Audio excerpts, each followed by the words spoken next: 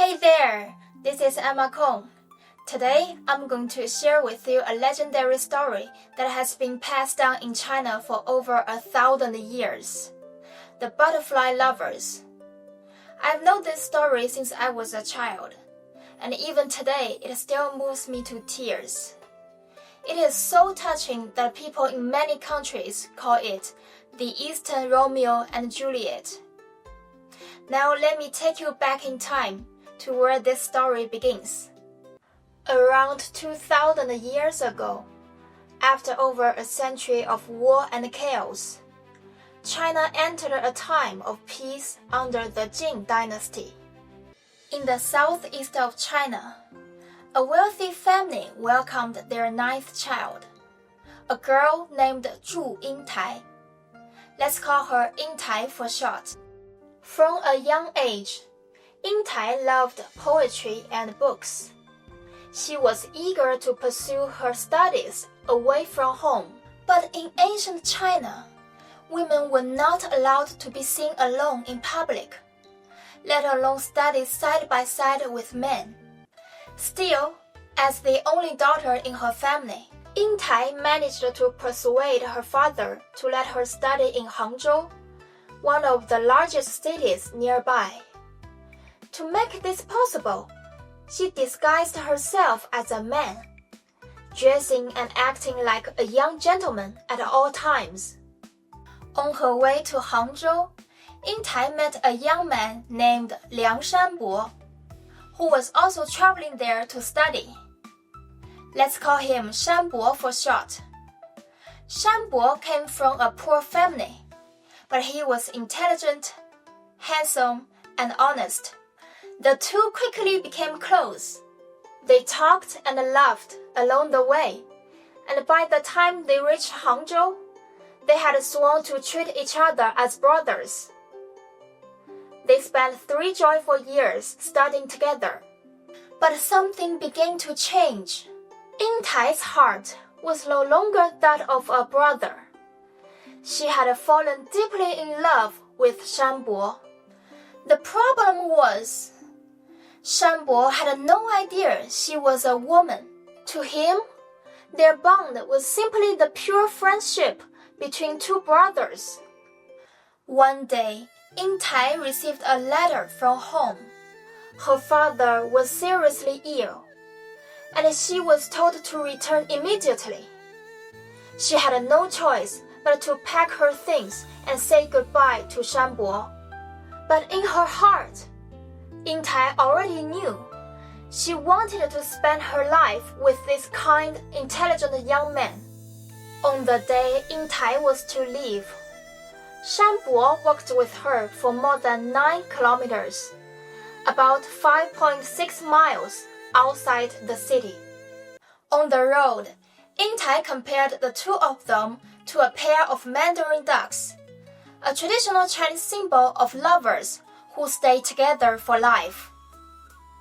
She hoped Shanbo would understand the hint that the swan brother who had been by his side for 3 years was in fact a woman deeply in love with him. But the innocent Shanbo completely missed the hint. Finally, Yingtai came up with another plan. She told Shanbo that she had a younger sister, beautiful and about the same age, nicknamed Jiumei, the 9th sister, who looked exactly like her. She even offered to play matchmaker, urging Shanbo to visit her home and propose. She promised that her sister would certainly marry him. Grateful for his brother's kindness, Shanbo happily agreed. In ancient China, a man who wanted to marry a woman had to bring an expensive gift to her parents to show sincerity. Knowing that Shanbo was poor, Yingtai gave him a valuable jade pendant, so that one day he could bring it to her parents as a wedding gift. Months later, Shanbo visited her home and discovered the truth. Jiumei was actually Yingtai herself, a beautiful woman The two confessed their love, and Shanbo asked Yingtai's parents for permission to marry her. But it was too late. In ancient times, young women didn't get to choose their husbands. Their fathers arranged their marriages. Her father had already promised her to another man, Ma Wencai, the son of a wealthy and powerful official. Her father mocked Shanbo for his poverty and refused his request, warning him never to see Yingtai again. Shanbo and Yingtai met one last time at a pavilion. They looked into each other's tear-filled eyes and swore an oath. If we cannot share the same pillow in life, we shall share the same grave in death.